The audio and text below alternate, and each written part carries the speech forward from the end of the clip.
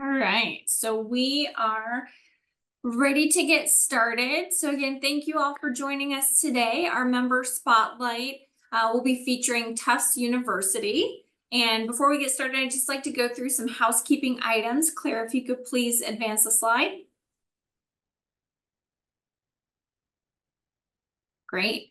So just a few reminders, your audio line is muted. We'll take questions at the end of the presentation, but during the presentation, you can put your questions into the QA box below in the chat, and then we'll address those after. We are recording this webinar currently, and it will be posted on our NIAMRI Exchange community later this week, and slides will not be available for this webinar. Claire, next slide, please. All right, and so I'd like to introduce you to our wonderful presenters. We have Dr. Shira Doron, and she is an infectious disease physician, the hospital epidemiologist at Tufts Medical Center, and the chief infection control officer at Tufts Medicine. She's a professor of medicine at Tufts University School of Medicine. Dr. Doron is the immediate past chair of the Infectious Disease Society of America's Antimicrobial Stewardship Centers for Excellence Subcommittee, and a member of the Society's Practice and Quality Committee and Highly Pathogenic Avian Influenza Task Force. She holds a contract with the Massachusetts Department of Public Health, funded by the Centers for Disease Control and Prevention, to support healthcare facilities throughout the region in efforts to improve antimicrobial stewardship and infection prevention. Thank you, Dr. Shira Doron, for being with us today. Claire, if you could, thank you. And Claire, who I've been asking to run the slides, is our other presenter. Dr. Claire Fellman is an associate professor of small animal internal medicine and clinical pharmacology at Tufts University. Claire co-chairs the Infectious Control and Antimicrobial Stewardship team at the Foster Hospital for Small Animals, and leads research efforts seeking to adapt antimicrobial stewardship strategies used in human hospitals to companion animal veterinary settings. Claire's clinical interests include infectious and immune-mediated diseases. Thank you both for being here, and we look forward to hearing what your presentation has in store. Absolutely. And thank you so much, Nikki, for the opportunity to present in this series. And we're really pleased to be able to share some of what we've been working on at Tufts. And I think one of the things that I've been most excited about getting involved with NIAMRI is the focus on interprofessional education and interprofessional collaboration. And that's something that we really take to heart and work on at Tufts. And so Shira and I are here to tell you today a little bit about what we've been up to in our efforts against antimicrobial resistance. So we're going to start with some context. So I imagine many folks are familiar, but just wanted to give some insight into the reason that Shira and I have so many conversations along with the rest of our team, but just talking about antimicrobial use in companion animals. So as you just heard, I'm a veterinarian, Shira is a physician. And so why is it that this interdisciplinary collaboration is helpful, and why do companion animals matter? And then we wanted to tell you a bit about Tufts generically in terms of our stewardship actions. And so Shira is going to tell you some about what we do at Tufts Medical, or what they do at Tufts Medical Center. And then I'm going to share some of our actions at the vet school at Cummings School of Veterinary Medicine. And then we're going to talk about our research collaborations and hopefully spark some ideas for things people might be interested to collaborate with us on in the future. And then close with an introduction to a really exciting center that we have, which is called CIMAR, the Center for Integrated Management of Antimicrobial Resistance. So imagine I'm preaching a bit to the choir here, talking about One Health, but just to give, again, the context in which I work and Shira and I interact, we know that One Health, environment, human and animal health are intertwined. And when we talk about this within the context of veterinary medicine, frequently the focus has been on production animal medicine and agriculture, but we know that all of these things are interrelated, and one can really support the health of the others. And part of the reason for that agricultural focus is, this is an old figure, but I like it because it's easy to look at. And if you see here, based on volume of use and tonnage of use, you can see that livestock has the greatest portion, so the lion's share of antibiotic use. And so I think that's a logical place to begin veterinary efforts in terms of we want to focus on that because we can make some big wins and those can make a big impact. But we can see pets have a much smaller sector here, but what's increasingly recognized is that companion animals also need to be in this space. And we can see here this picture of this adorable puppy next to an adorable baby. And what is that puppy doing? It's licking the face. And there's increasing recognition that pets can act as reservoirs for multi-drug resistant infections. And one of our interests is, what is antimicrobial use within pets and households? What does that do to the resistance of the household? And we know that pets are going to share many of the same antimicrobials. And so this is really how we got interested in this, and how we wanted to see, what lessons can we learn and what can we apply from what's known on the human side to companion animal medicine. And again, looking at this idea of what sorts of antimicrobials are used. And so this is, again, an older figure, but it's a nice picture, and things have changed a bit. So within production animal medicine, now you can't use antibiotics for growth promotion or feed efficiency. And so these percentages are different now, but people will show similar charts just to say that the antibiotics that are used in food animals are really very different. And you can look at this, ionophores, which are used to treat coccidiosis, tetracyclines, they are very different from the antibiotics that are over here in people. But if we overlay a veterinary chart, or a companion animal chart rather, so this is some data that comes out of the University of Minnesota, where they did serial point prevalence surveys, and they looked at the prescriptions of antibiotics to dogs and cats. And so here we can see that among dogs, it's much more similar. And so we can see penicillins comprising the top percentage, and about 40%, cephalosporins are next. We use a little more metronidazole in dogs for treatment of acute diarrhea than you do in people, but we can see quinolones and tetracyclines comprising similar percentages. And so the moral of the story is within companion animal medicine that we're using the same drugs, we're in close contact, we know that we can be sharing bacteria. And so it really is a place that we want to prioritize what antibiotics we're using, and we want to have conversations surrounding the potential for pets to be relevant when we talk about antibiotic resistance. And we're really excited to be here today and talk to you, because this is a place that we've cared about in a space that we've been in for quite a while. And so this is a picture from 2017. And you can see over here on the left side, so this is Annie Wayne, who was a criticalist that was at Tufts. Here's Shira. Here's Kira Bolak, who is an infectious disease pharmacist. And so this picture was taken at the start of our collaboration, but I give a lot of credit to Annie for recognizing that companion animals are so similar. We're trying to adopt antimicrobial stewardship practices, and there's a lot that we can learn from what has already been done within the human space. And so we started this collaboration around some research ideas, but it's really grown to something where we not only share research, but we run a lot of our clinical ideas past. A lot of the things that we're trying to do within our hospital, we'll get feedback from Shira and Kira and others to try to shape our approach. And again, to really leverage and have this interprofessional collaboration to support stewardship, not just within the veterinary space. We'll also show you a fun example where we've been able to support health at the medical school. So what we're going to do next, so that's just a flavor of why we care about companion animals, why they're relevant to the stewardship story. And so now I'm going to turn it over to Shira to start to tell you a little bit about what antimicrobial stewardship looks like within each of our respective hospital spaces. Thanks, Claire. So yeah, as Claire said, in 2017, Annie called and she said, I do antimicrobial stewardship and infection control at the veterinary hospital with my friend Claire. And, we don't know what it is that you do at the human hospital. Can we come over there? Can we see what you do? Can we pop into your meetings?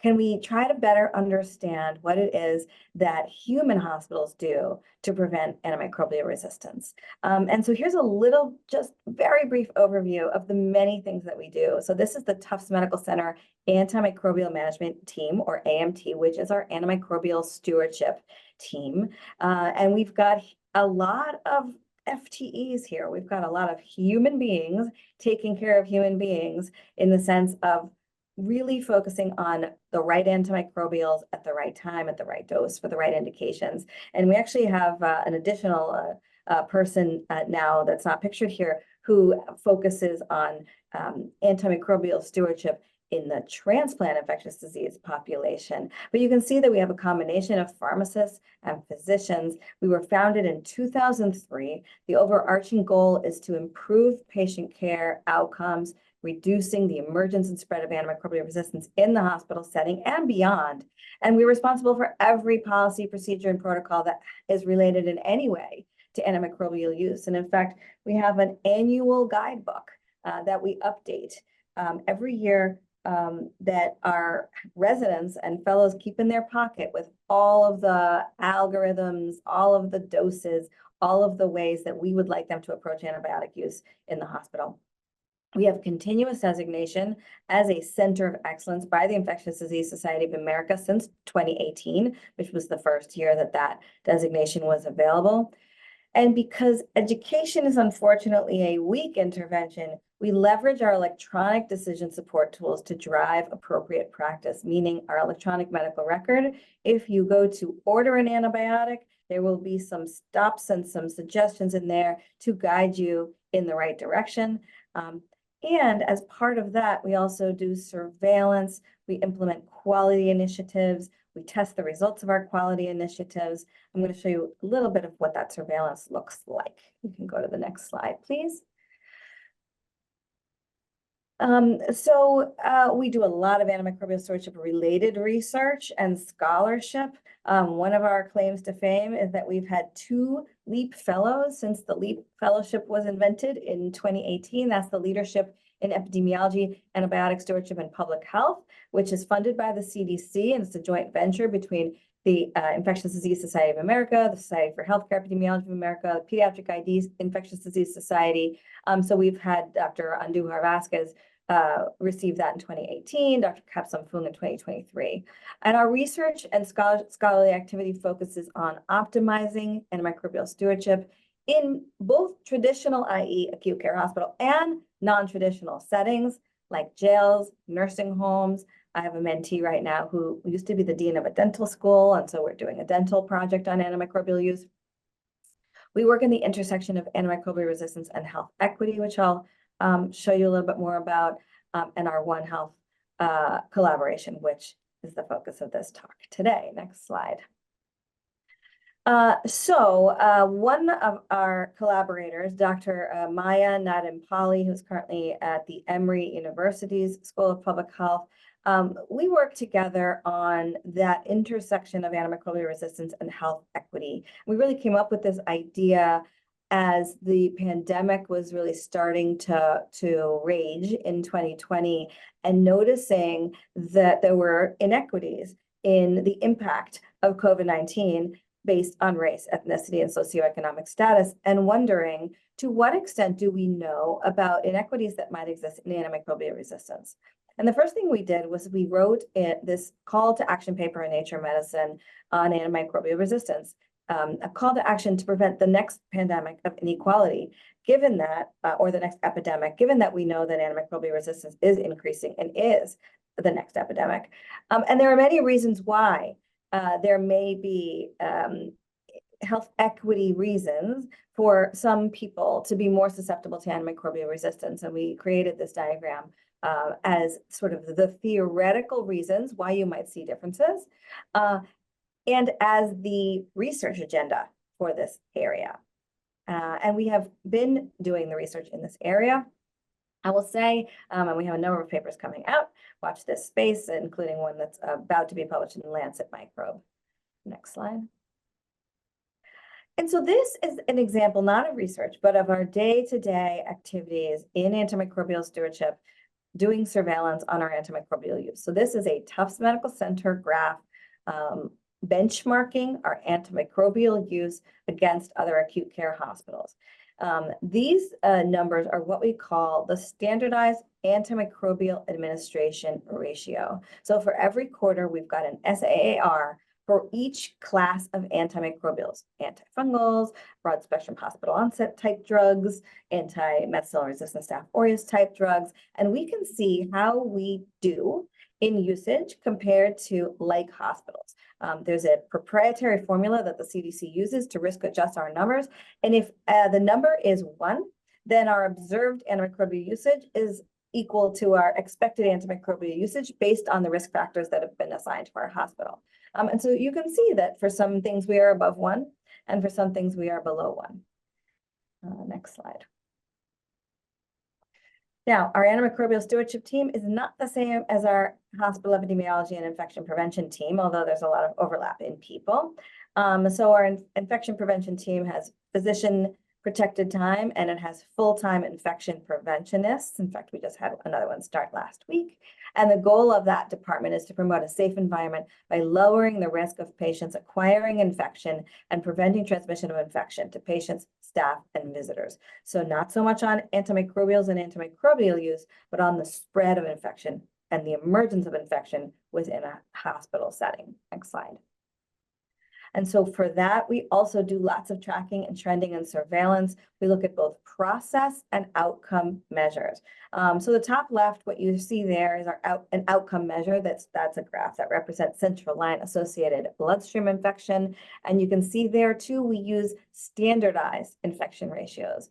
Again, risk adjusted based on factors associated with the risk levels of our hospital and our hospital population. You can see here by fiscal year, that we are not doing great in this metric, and that we are able to compare ourselves to hospitals with similar characteristics.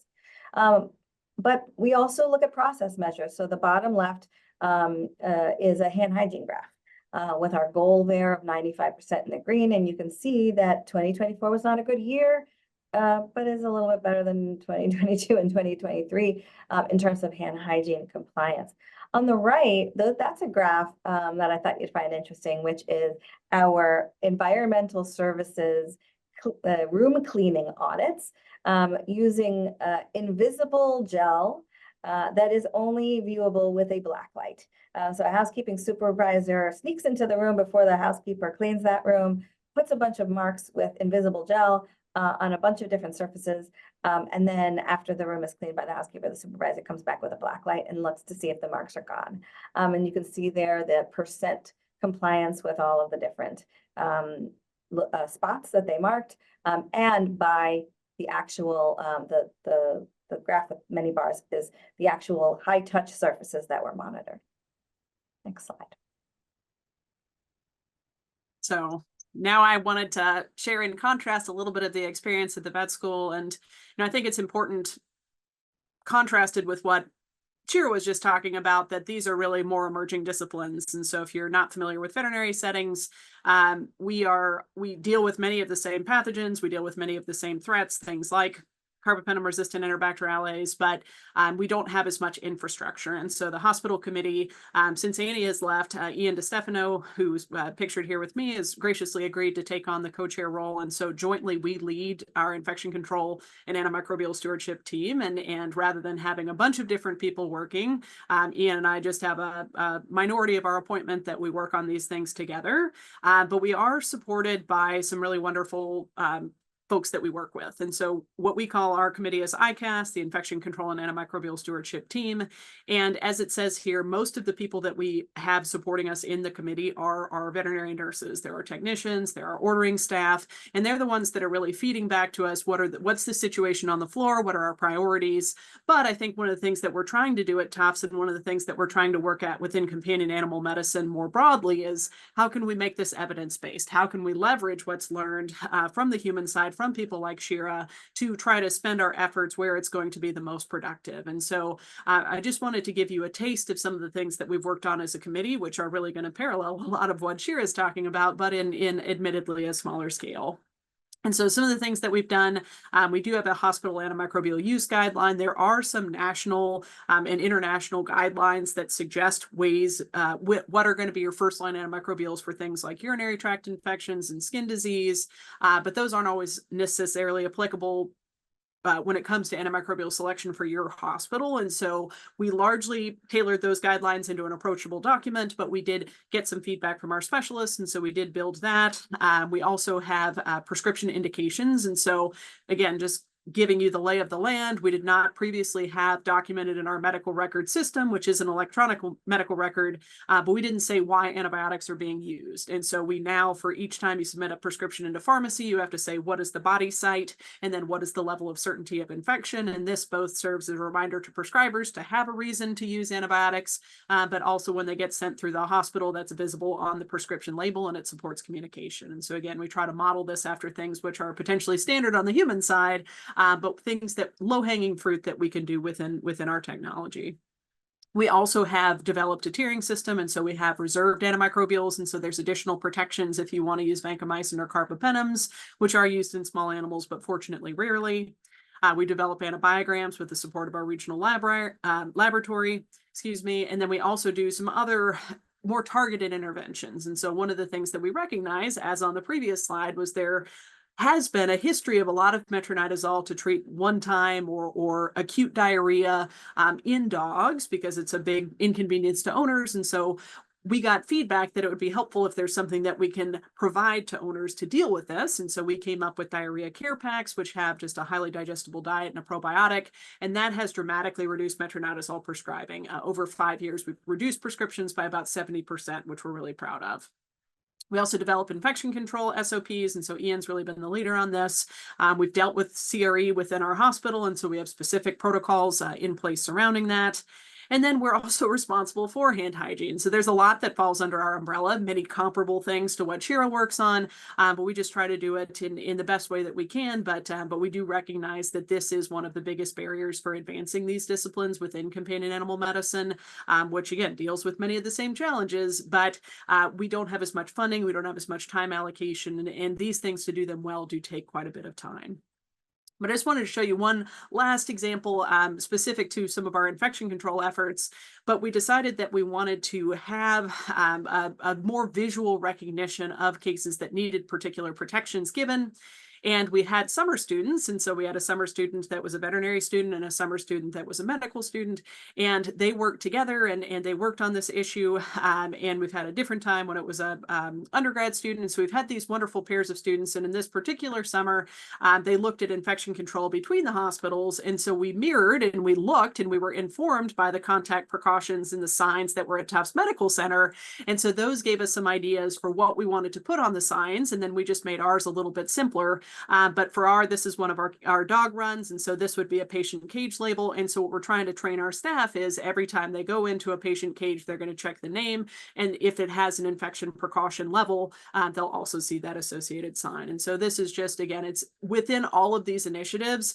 We have monthly meetings with Shira and Kira and others. And so Ian and I will have these ideas, we'll bounce them off of them, and we try to shape them. And again, try to apply what has been successful and try to figure out what are the big gaps, what are the areas that we should be really working on to try to curb things like CRE spread and other infections within the hospital, and also how to target antimicrobial use and stewardship efforts. So shifting gears, so that's the clinical life for both of us, but we also do various research and quality improvement collaborations. And so I wanted to share a couple of the things that we've been doing together. And so the first was the first collaboration that we worked on. And so this was, again, surrounding this idea that we know that households share resistant flora. So we know this is a thing, but we don't really know the impact of veterinary antimicrobial use on antibiotic resistance profiles within the home. And so what we did was we took 8 dog-human pairs and we got stool samples from both before and after the dog was prescribed a 14-day course of amoxicillin clavulanate. So this was needed for treatment of disease, some form of infection within the dog. And so the owners had to agree to get us the paired stool samples, and so that we could see what changes were induced by this treatment. And we use selected media to culture for various resistant organisms. So you can see MRSA, vancomycin-resistant enterococci, ESBL production, and then Ampylobacter and ciprofloxacin resistance. And so what this chart shows is we've got our different pairs of dogs. So A through H are the pairs. And then within these columns, there's the different mechanisms of resistance that we were testing for. We didn't detect any methicillin-resistant staph in any of the pairs. But here you can see dog, human, dog, human, dog, human. And then for each of the days, we've got day 0 and day 14. And so some pairs didn't have any resistance documented the whole time. And then within some, for example, this one, we found resistance just within the human. But we did see a couple interesting cases that happened just within our small sample size of 8.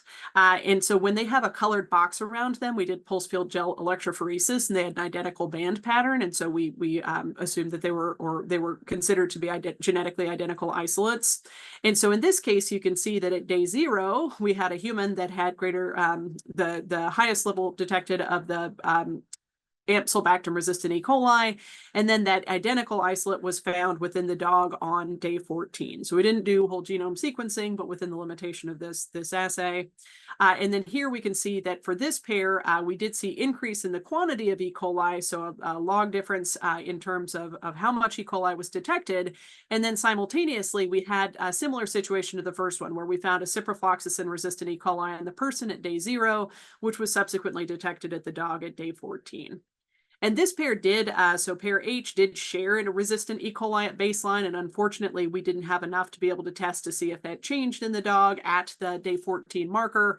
But this result was kind of interesting to us, because we had thought that maybe the dogs were going to develop resistance and then they were going to spread that to the human. But it actually seemed like, and what we are hypothesizing, is perhaps that disruption of flora made them more likely to acquire resistance from the people. And that potential is that they could then perpetuate that resistance and serve as a reservoir. And that, again, that's something that's accepted. We're finding more and more examples where pets are acting as reservoirs, and we're seeing interchange within households where sometimes it goes dog to person, or sometimes it goes person to dog, but then it can also go dog to person, and we can see these multiple directions of transmission. So definitely bidirectionality. So this was an interesting study.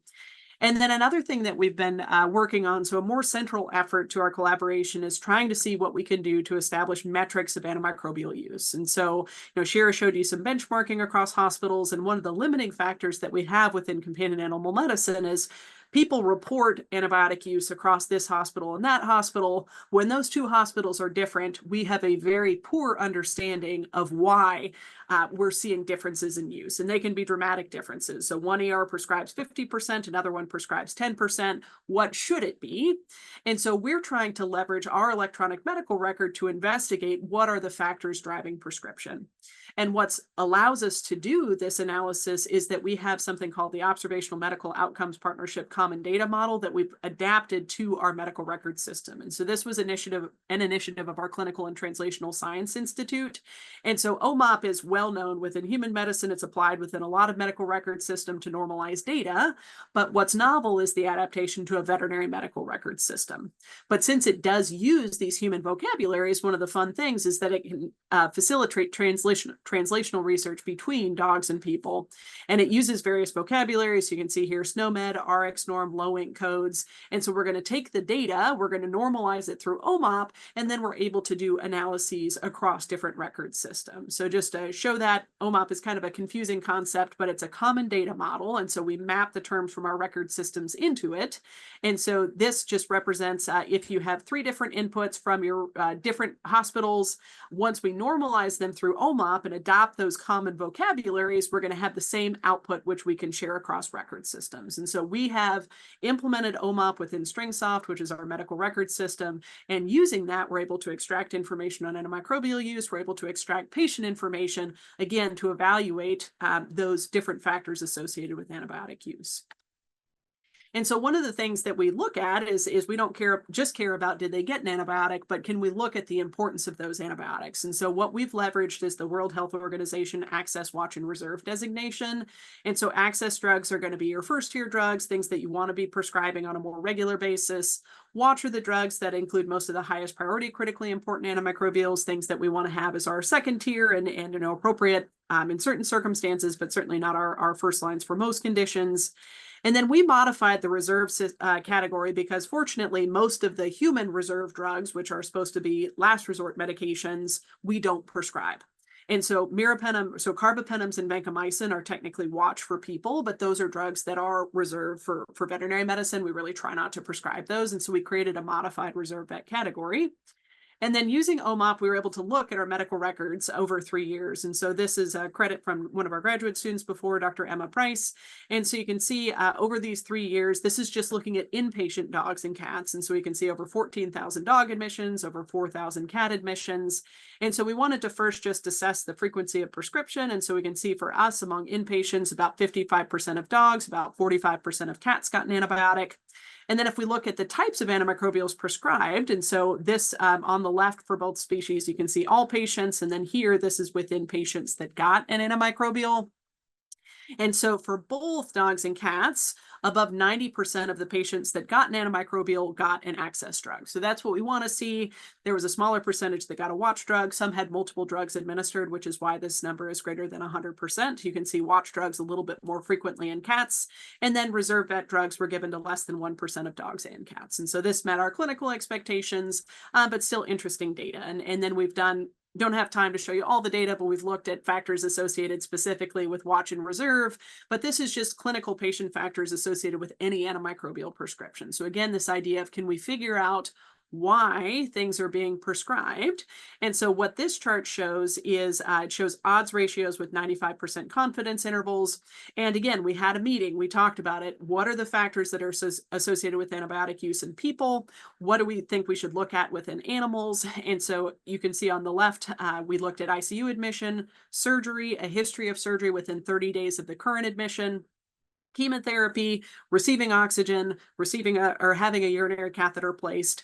And we found some really interesting results. And so within dogs, surgery was the most associated. So we can see 3.4 and 5.9 times the odds of patients that didn't have that risk factor of receiving an antimicrobial. For cats, that was ICU admission and surgery. We just didn't have enough that got chemotherapy or a history of surgery to be able to include them in the model. And one of the most fun things about this were the bottom two. And so we looked at oxygen therapy and urinary catheterization, and they were both significantly associated with antibiotics in dogs. And so 1.9 times the odds, whereas for cats, they were protective. And so cats with oxygen therapy and urinary catheters had reduced odds. And this fits with what I do. And so in the hospital, we know that dogs that get oxygen therapy are more likely to have bacterial pneumonia, whereas cats are more likely to have congestive heart failure. And so they have a reduced incidence of bacterial disease, less likely to get an antibiotic. Similarly, cats are more likely to have sterile cystitis. And so it makes sense. And I think one of the things people don't talk enough about when we try to talk about benchmarking between dogs and cats is that you do have to look at the species differently. And there's going to be different adjustments depending on what the balance of cases is that your hospital sees. And so with this data, we recognize we can't get these patient level factors from everybody. We wanted to start at the patient level and see if we could quantify what are the things that are driving antimicrobial prescription, and to hopefully be able to inform facility level factors that, again, we can compare between my hospital and your hospital. My hospital has more oxygen cages. My hospital has a bigger chemotherapy service. And can we start to normalize and explain those differences between our hospitals? So that brings us back to One Health. And if you take the research that Claire and her group have been doing on patient level and facility level risk factors for antimicrobial use, what you can do and what we want to do as a long-term goal is get to a place where we can create a veterinary SAAR, or standardized antimicrobial administration record, like human hospitals do. What you see on your screen is output from the CDC on where your hospital stands in terms of antimicrobial use compared to others. That can be done for veterinary hospitals too. And we have had lots of interest in that kind of work and in that long-term goal from CDC and from PACCARB. Next slide, Claire. And Claire alluded to this earlier. The mentorship, the learning, the collaboration, it is not unidirectional, it is bidirectional. Claire mentioned our summer program where we had veterinary students and human medical students working together side by side. So this was a scenario that happened last summer or 2 summers ago, perhaps, when we had our students working together with us. And we got a call, and it was, of course, Friday afternoon at 4 p.m., as all emergencies are. And we had a problem with bugs in, of all places, our pediatric outpatient clinic. And the workers in that clinic had been noting bugs, particularly in the work area where the registration desk was, and the problem was getting worse over several days. And one person went home, got in the bathtub, and saw bugs float to the top of the water. And it really became urgent when they said that the bugs were actually getting onto the little patients. the pediatric patients. And we had pest control in there multiple times. They couldn't figure out what was going on. And so the veterinary student that was working with me that summer said, you know, what if we catch one of those bugs and see if the vet school has something to offer? Because our clinical laboratory techs had actually looked at the bugs under the microscope. We caught some, we looked under the microscope, and we didn't have a way to identify them, but our lab techs said, this looks like, at least according to the textbook, this looks like some kind of zoonotic mite. So Claire hooked us up with Dr. Andrea Varela-Stokes, and she is a veterinary parasitologist. And she said, I'm standing by waiting for the bugs, which we used a courier to bring to her.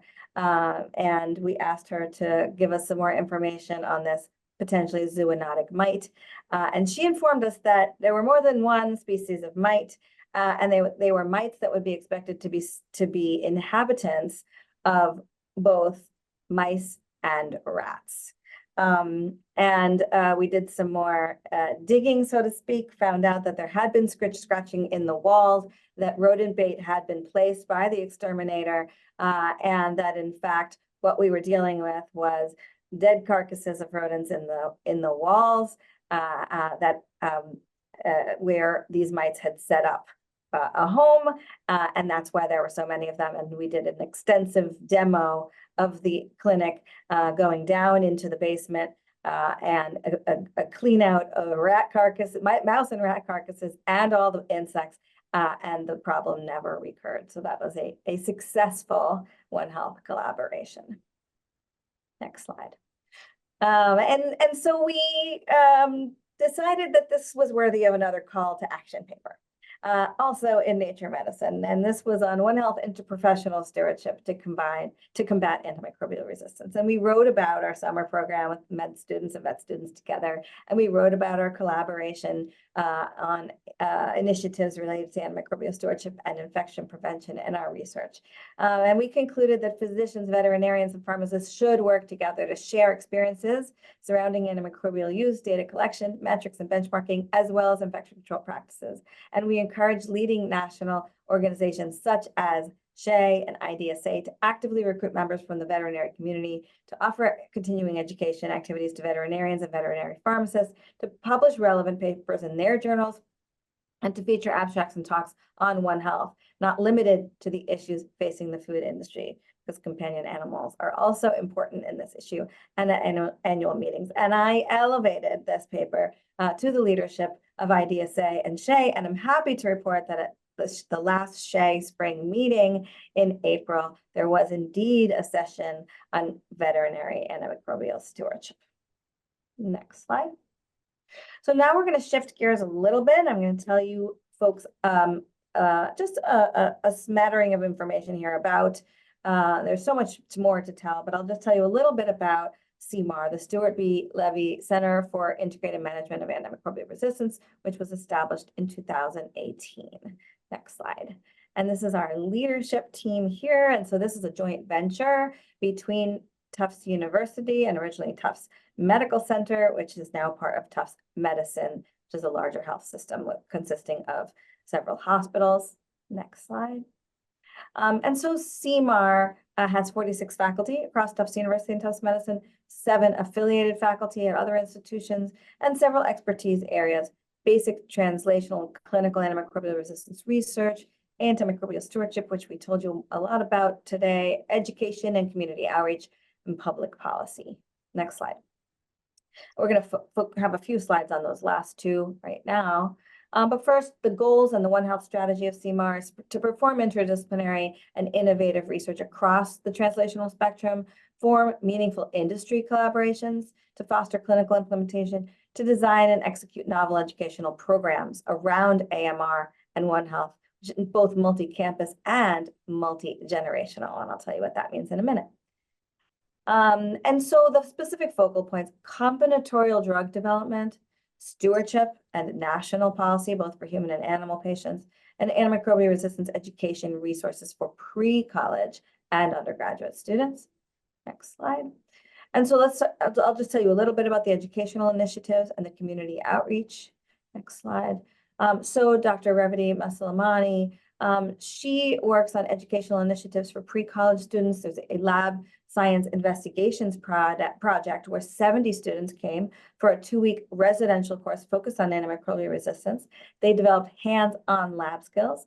They had lectures from Levy-CIMAR physicians, veterinarians, and scientists, and conducted in-person visits to both the Cummings Veterinary Hospital and Tufts Medical Center. And then there is a very successful high school outreach program. We had 73 Brockton, Massachusetts high school seniors participating in a poster symposium that was attended by physicians and scientists from Tufts Medical Center, Tufts University, and our industry partners. Next slide. Dr. Carol Bascom-Slack works on PAIR, the prevalence of antibiotic resistance in the environment project. This is 130 schools, so that's thousands of undergraduates who conduct sampling of the environment, of soil, and analyze those samples for antimicrobial resistance, upload the data into a database so that they all then share, and that is part of their classroom curriculum. Next slide. Impacting national policy and antimicrobial resistance is an important part of CIMAR, and Dr. Helen Boucher, who was a founding director of CIMAR, has served as a voting member of PACARB, the Presidential Advisory Council on Combating Antibiotic-Resistant Bacteria, since 2015. Levy-CIMAR is a member of the Partnership to Fight Infectious Disease. As of 2024, CIMAR with Cummings Schools joined NIAMRI, and here we are. And I was a panelist on the 2023 Duke Margolis Center for Health Policy webinar focusing on improved antibiotic use. Next slide. And that is all we have. I will take questions if there are any, and probably show NIAMRI's last couple slides as well. No, while we let some of those questions flow in, if you could go to the next slide, we'll talk about our October member spotlight. So we'll be featuring Iowa State University and a series of presentations from researchers and their current work on AMR. So please join us at our regular cadence, the first Tuesday of the month, Tuesday, October 1st, from noon to 1 p.m. Central Standard Time. So looks like we've had a few questions come in. One second. While we're pulling that up, I know one of the goals of NIAMRI is just to build those collaborations, and the folks working on those education initiatives are really excited to see if we might be able to further those within NIAMRI. But I think it's a group we're really excited to be a part of now because we do have such shared interests and activities across education advocacy and research. So great, thanks, Claire. So our first question, what tips do you have for someone who is looking to create a One Health collaboration within their university or across multiple entities, since you successfully put that initiative together? I know Annie just asked, I don't know if you have any thoughts, Shira. I mean, I feel like whenever we have done One Health things, like one of our veterinary faculty, one of the internists that I work with, she reached out to the gastroenterologist at UMass, which is right in the next town over from us. And they now give seminars at our vet school, and they're really excited. And they have our residents come and watch them do GI scopes in people. So I feel like most of the time physicians are really interested to learn that we use the same drugs and treat very similar diseases. But I don't know, Shira, if you guys have had any conversations at the physician level. So my first thought would just be ask and try to find a contact. Yeah, and I think it's easier to start with sort of the clinical collaboration, if that makes sense, and let the research grow from there.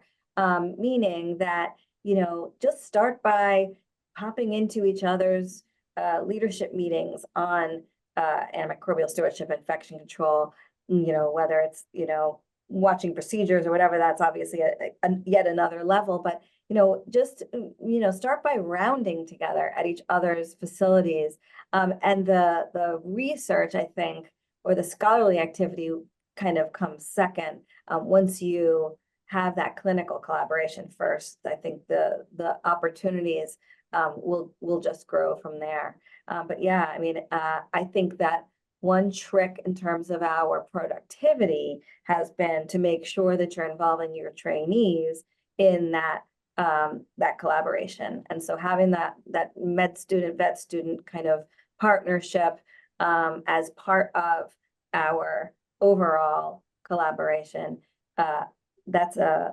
interested group of people, you know, trainees, students that are not only going to serve as sort of workforce for getting your projects done and written up, but also will carry the One Health interest forward into the future. Shira, who would you recommend if someone wanted to find your counterpart? Like, what title should they look for, or who should they be asking to get involved in those meetings? Right, and so that is a problem. It's a little bit easier with antimicrobial stewardship. You know, pretty much everywhere it's called, you know, medical director of antimicrobial stewardship. You know, our program existed since early days, so we called it AMT, antimicrobial management team. The word stewardship had barely been invented yet. But generally, you're looking for the antimicrobial stewardship if it's about antimicrobial use. And then there's a lot of talk about who is the person who does infection control, the MD level person in medicine. We call it a hospital epidemiologist, but there's a movement within our society to kind of use a more descriptive term like medical director of infection prevention. Great. So we have another question. So which ICAST initiative do you feel has had the largest impact so far? So that's an interesting question, and I guess it would depend on what aspect. And so on the infection control side, I know Ian was in the audience a bit earlier, but CRE was a really big deal within our hospital. And so we had a significant outbreak, since been controlled, but we had multitudinal initiatives underneath that. So we came up with the SOP. I will say evaluating our hospital disinfectant, we think was the most impactful in regards to infection control. We've actually increased the concentration of the accelerated hydrogen peroxide that we use. And so I think with infection control, the basics of hand hygiene and paying attention to disinfection are really where we've made a difference. In terms of stewardship, I think the easiest one to point to is the diarrhea packs, in terms of we've seen a meaningful decrease in metronidazole use, and that has impacted our total use. There are some pieces that we haven't publicized as well, or that we're working on. So all this OMOP work and this figuring out about antibiotic prescribing, that hasn't been fed back to our prescribers. And so we actually took a step back this summer and are having a more simpler goal to just report antibiotic use to our house officers, which seems simple in theory, but in reality has a bunch of complications. Are you talking inpatients? Are you talking outpatients? How do we monitor? So I think in terms of something that we did that changed prescribing, it would be the diarrhea packs. But in terms of something that we think is making a difference within the hospital, it would be the prescription indication recording, because that involves our nurses. They understand why these meds are being given. And I think it also keeps people in mind of what's happening.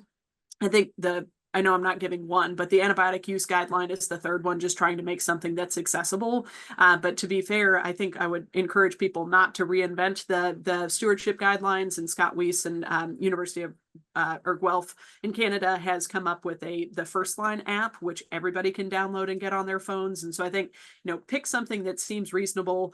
Getting everybody to use First Line to figure out what their antibiotic choices should be would be a good starting place. But of the things I talked about, those would be three that I think have been the most impactful, being diarrhea packs, indications, and a guide. Thank you. Our next question comes with a compliment. Very nice work. This is a good example of real One Health approach to local human and animal health. How could this be applied nationally? So I think there's a couple of ways. And one is, as we discussed, the development of a veterinary SAAR would be a national benchmark for antimicrobial use for veterinary hospitals or veterinary outpatient settings that would be informed by the human experience. On the infection control side, I think that what is needed is guidelines, national guidelines for precautions, for outbreak investigation or outbreak management. You could look at the wide variety of things for which we have infection control guidelines in human medicine, and use this type of collaboration to develop those same guidelines for use in veterinary medicine. And you know, there should be, along with it, the same type of expectation that we have in human hospitals, that our, you know, regulatory expectation that we are following national guidelines in our day-to-day practice. And I think from, oh, go ahead. Nope, you go ahead. Yeah, I was just thinking, I mean, I think to some extent it's also just raising awareness and making people know that veterinarians have historically paid close attention to infection prevention within certain infections, like parvo, highly contagious, don't want to spread it to other patients, people isolate. But just in general, I think that we could do a much better job with hand hygiene. We don't tend to clean our stethoscopes between patients. There's just, I think, some low-hanging fruit that could be done to generally improve infection control, but people don't do it because it costs money and there's not any incentive to do so. And so I think trying to find things that are approachable, that do make a difference, you know, to the point of the questions that are being asked, what will really move the needle in terms of advancing stewardship, in terms of advancing infection prevention. But I think it does need more attention from everybody, which is where we're trying to raise the awareness of stewardship. There's also a parallel group that's working within infection prevention within companion animals. And it's also something that needs attention from federal agencies. And so that's part of our goal with Tufts getting involved with NIAMRI is trying to raise the profile of companion animals so that there can be more resources directed to it. Great answers. How can others contribute to the long-term goal of developing standardized antimicrobial administration ratio? So I can start with that one. So I think one of the things that we have to be able to do is pull antibiotic use. And so I think, you know, our goal is to figure out how to normalize, but to be able to do that, there's a reason that I only showed you data from one hospital, because that's the only place that we've been able to pull this level of data from. And so we're part of a collaboration with Colorado State and the University of California, Davis as well. And we're trying to work within other vet schools. But then we have to move into practice networks. And I think one of the problems within veterinary medicine is all these efforts are very splintered. And so everybody's going about data collection their own way. And so that's, again, a bit hampered because of resources. It's also hampered because, unlike in human hospitals where you have to do stewardship, veterinary hospitals don't have to. This is all elective. But I think we all know it's important. We'd like to be able to advance it. And so trying to take opportunities, if they are present, to encourage your leadership to make tools to mine your data. So we need to get data access in order to advance things like the SAR. If you can't get access, or that's not really within your bandwidth, there's other efforts like University of Minnesota leads various point prevalence surveys, which require no technology, and we can just get a snapshot to understand more of the lay of the land of antimicrobial use. They've done it within dental hospitals. They've done it within specialty and general practices. They've done it within veterinary teaching hospitals. And so I think trying to figure out what's accessible, and then maybe not making that the goal, figure out what is your stewardship priority? What is the starting place? Do you have a champion? Do you have a commitment to stewardship? There's a lot of nice resources from the AVMA that can help with starting a stewardship program. But ultimately, to drive the SAR forward, we need to have more broad acceptance of something like OMOP, or more data convention in terms of how people are reporting their antibiotic use, because there's a bunch of different metrics that are out there. But the FDA is supporting this work. They have another call. They did a grant set in 2020. There's another call coming out in 2025 for measuring antibiotic use. And I imagine some of the goal within this new work and this repeat call for funding is to try to get that data that can be compared across hospitals, because it's really tough right now because everybody has different medical record systems. So that's, again, it's not an easy answer, but there's a lot of steps that need to be overcome. But I think one of the things that we try to talk about is normalized use. What are the risk factors? Because if we don't get at that and we don't understand differences between hospitals, it's very hard to figure out who we should benchmark against. Right, and it looks like this one is aimed at Shira. So on the human side, what has been the most valuable aspect of this collaboration? It seems like the other side is getting a lot of value in adopting practices, but what is the human side getting?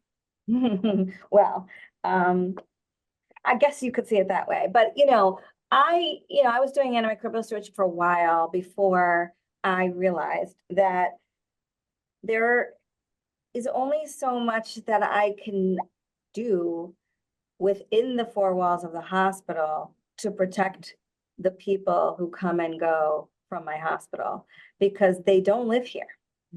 They live in the real world. And in the real world, they interact with many other people, animals, and their environment. And so what I get from this type of work is the knowledge that my work isn't futile, because if we only focused on what happens inside acute care hospitals, it would actually be futile. And so that's what's led for me to work with the Department of Public Health on nursing home stewardship.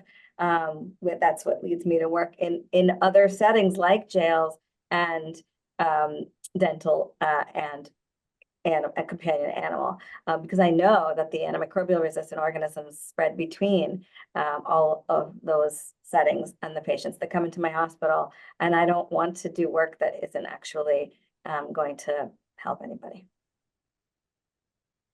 Great, thank you. Well, that was our last question.